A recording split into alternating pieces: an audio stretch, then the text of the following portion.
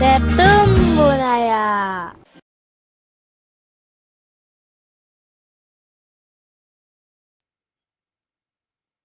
Assalamualaikum warahmatullahi wabarakatuh. Selamat pagi adik-adik kelas 1 NUS. Kembali lagi bertemu dengan Kak Tiara di mata pelajaran ilmu pengetahuan alam. Saat ini kita akan membahas tentang materi perkembangbiakan tumbuhan. Perkembangbiakan adalah proses yang bertujuan untuk memperbanyak hasil atau keturunan. Proses ini akan dialami oleh semua makhluk hidup, yaitu manusia, hewan, dan tumbuhan yang sudah mencapai fase dewasa. Perkembangbiakan itu dibagi menjadi dua, yaitu perkembangbiakan seksual dan perkembangbiakan aseksual. Perkembangbiakan seksual ini artinya melalui proses perkawinan, dan perkembangbiakan aseksual itu adalah perkembangbiakan tanpa proses perkawinan. Kalau melalui perkawinan atau seksual disebutnya perkembangbiakan generatif. Jika melalui proses aseksual itu disebut dengan perkembangbiakan vegetatif. Nah, saat ini khususnya kita akan membahas tentang perkembangbiakan generatif ya adik-adik. Apa sih itu perkembangbiakan generatif? Tadi di awal sudah disebutkan, yaitu melalui proses seksual atau perkawinan. Mungkin saat ini adik-adik masih tabu untuk mendengarnya. Tapi karena kali ini kita akan belajar, adik-adik stay cool, stay calm.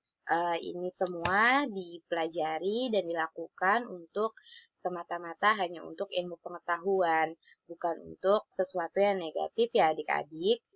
Ya, perkembangbiakan generatif ini akan terjadi pada tanaman atau tumbuhan yang coba deh lihat nih di layar kan ada gambar bunga-bunga ya. Ya, adik-adik, perkembangan generatif ini identik dengan bunga. Jadi, bisa dianggap sebagai gini. Kalau tanamannya punya bunga, berarti perkembangbiakannya itu generatif atau seksual atau kawin. Kenapa seperti itu? Karena bunga, bunga ini punya banyak bagian. Kalau adik-adik mengingatnya, ini sudah dipelajari di kelas Mars. Bagian bunga ini ada mahkota, kepala sari dan benang sari, ada kepala putik dan tangkai putik, ada kelopak, ini dasar bunga, tangkai bunga, lalu di dalamnya ada bakal biji. Nah, adik-adik, putik yang ini adalah bagian bunga yang merupakan alat reproduksi betina. Sedangkan benang sari yang ini nih, itu merupakan alat reproduksi jantan. Jadi bunga yang sempurna dia akan memiliki dua kelamin di dalam satu bunganya. Ya, jadi putik atau alat reproduksi betina akan menghasilkan sel telur, lalu benang sari yang merupakan alat reproduksi jantan akan menghasilkan sel sperma. Selanjutnya, kita ambil contoh yaitu pohon mangga. Bagaimanakah proses perkembangbiakan selanjutnya? Selanjutnya, di dalam pohon mangga ini misalnya ada banyak bunga. Dalam satu bunga, serbuk sari ini akan jatuh ke kepala putik. Nah, itu disebutnya proses penyerbukan. Lalu mereka setelah penyerbukan terjadi, proses selanjutnya disebut pembuahan, yaitu bertemunya sel telur dengan sel sperma dari si serbuk sari itu. Pembuahan akan menghasilkan calon tumbuhan baru. Nah, ini proses pembuahannya jadi buah mangga.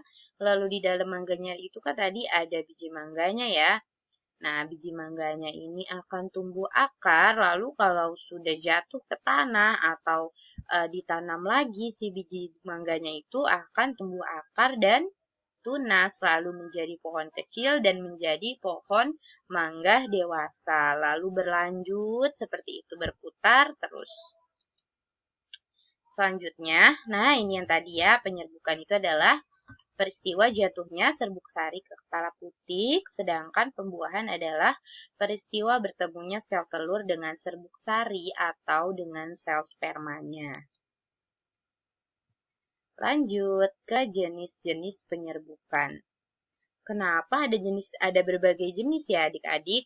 Nah, penyerbukan tadi itu kan artinya peristiwa jatuhnya serbuk sari ke kepala putik. Nah, di dalam satu tanaman itu tidak selalu mulus untuk melakukan penyerbukan. Nah, kalau dia berhasil, ini misalnya contohnya nih bunga sepatu nih adik-adik. Bunga sepatu itu adalah contoh bunga yang sempurna. Jadi, letaknya ini, serbuk sarinya itu ada di atas kepala putik ya, lebih tinggi. Jadi, proses penyerbukannya akan lebih gampang. Makanya disebutnya penyerbukan sendiri. Dia tidak perlu bantuan atau bunga lain atau dari mana. Dia bisa melakukannya mandiri.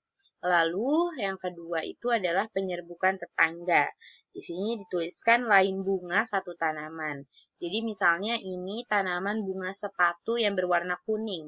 Kan di dalam satu tumbuhan itu ada banyak bunga. Nah, bunga yang sedang bermekaran ini, misalnya ini bunga A dan bunga B. Si kepala benang sarinya ini, serbuk sari yang ada di atas ini nih, yang lebih tinggi posisinya, misalnya jatuh ke bunga yang B, lalu dia akan masuk ke dalam putik bunga B. Nah, itu akan terjadi penyerbukan tetangga. Kalau yang jenis yang ketiga itu adalah penyerbukan silang. Jadi misalnya nih tanamannya beda deh, maksudnya beda pohon tapi masih satu jenis atau satu spesies. Jadi misalnya yang ini pohon A, bunga yang ada di pohon A, yang ini bunga yang ada di pohon B. Si pohon A ini nih bunganya mereka ini tanamannya si pohon A sama pohon B ini deketan nih. Ini misalnya kayak gini. Nah, si bunga yang ada di sini bisa aja nih serbuk sarinya akan terbang jatuh ke kepala putik di pohon B karena mereka masih sejenis sama-sama tanaman bunga sepatu, mereka akan bisa melakukan penyerbukan. Karena dua pohonnya ini maksudnya beda pohon, jadi disebutnya penyerbukan silang.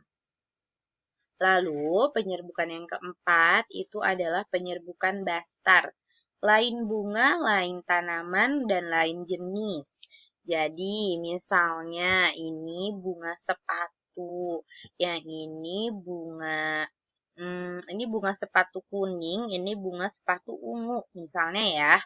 Nah, ini beda pohon, jadi bunganya beda, pohonnya beda, terus jenisnya juga beda.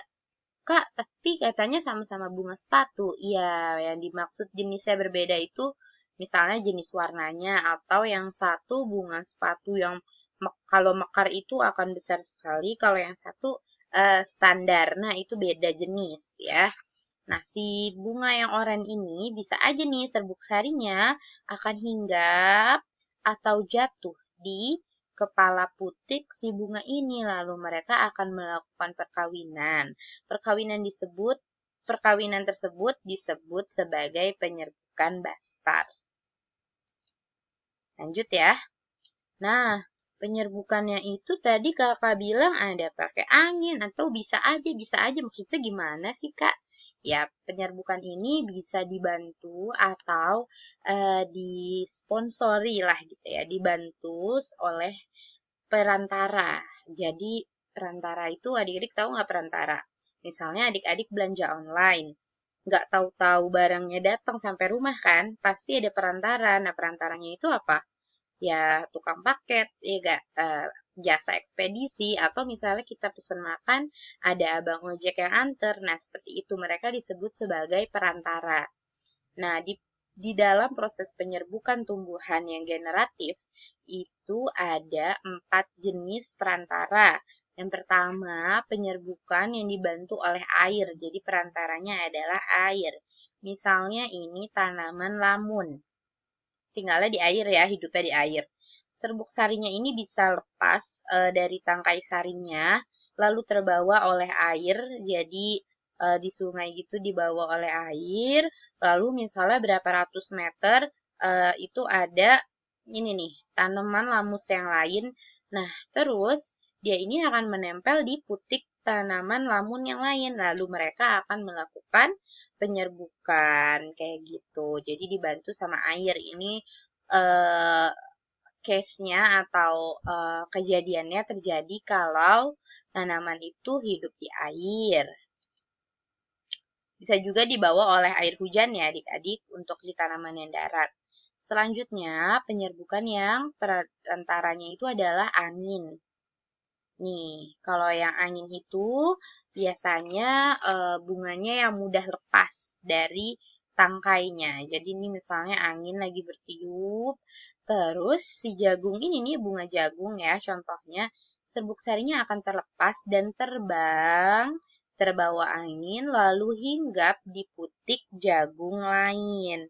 Nah, contohnya eh, contoh tanaman selain jagung itu misalnya padi atau rumput. Selanjutnya, yang ketiga adalah perantara penyerbukannya itu yaitu hewan. Nah, hewannya ini bisa lebah, bisa kupu-kupu, bisa burung yang membantu tanaman ini melakukan penyerbukan. Jadi ciri khasnya itu warna bunganya mencolok terang-terang. Nah, terus dia itu biasanya punya kelenjar madu atau nektar. Jadi dibantu oleh lebah. Nah, si lebah ini kan lagi cari makan ya, terus dia mengambil madunya. Serbuk sarinya itu akan menempel di lebah itu. Kemudian lebahnya pindah dari satu bunga ke bunga lain yang sama jenisnya. Jadi lebah ini hewan yang pintar, dia nggak akan random dari tanaman lain ke tanaman lain. Tapi misalnya dia dari bunga mawar, ya udah dia akan pindah ke bunga mawar lagi. Nah, si lebah ini akan membawa serbuk sari, lalu dia hinggapkan serbuk sari tadi di putik, nempel deh, terjadi deh penyerbukan gitu. Kalau penyerbukan yang keempat, perantaranya itu bisa dibantu oleh manusia. Nah, mungkin adik-adik atau ayah bundanya adik-adik pernah melakukan proses penyerbukan tanaman, yaitu mengawinkan atau menyilangkan tanaman.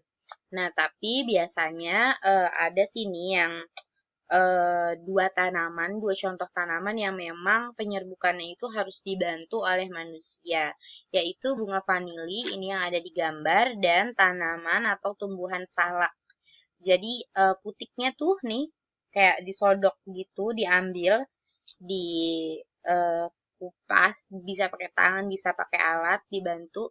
Lalu maaf tadi benang sarinya ya, benang sarinya diambil dan dihinggapkan di putik bunga yang lain, lalu terjadilah proses penyerbukan, selanjutnya proses pembuahan. Begitupun dengan tanaman salak. Nah, selesai deh, saatnya activity time. Mari lakukan pengamatan. Amati tumbuhan di sekitar rumah adik-adik, lalu kelompokkan berdasarkan cara perkembangbiakannya. Nah, kemarin kan adik-adik sudah mengamati tumbuhan-tumbuhan, tapi untuk diamati ininya tuh adaptasinya atau ciri khususnya. Nah, sekarang adik-adik amati nih, misalnya ada bunga mawar. Bunga mawar itu generatif atau vegetatif ya. Terus pohon mangga itu generatif atau vegetatif ya.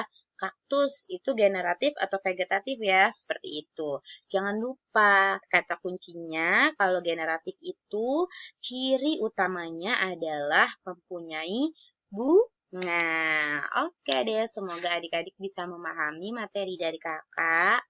Sampai jumpa di video selanjutnya yaitu perkembangbiakan secara vegetatif. Kakak tutup. Assalamualaikum warahmatullahi wabarakatuh. Terima kasih adik-adik.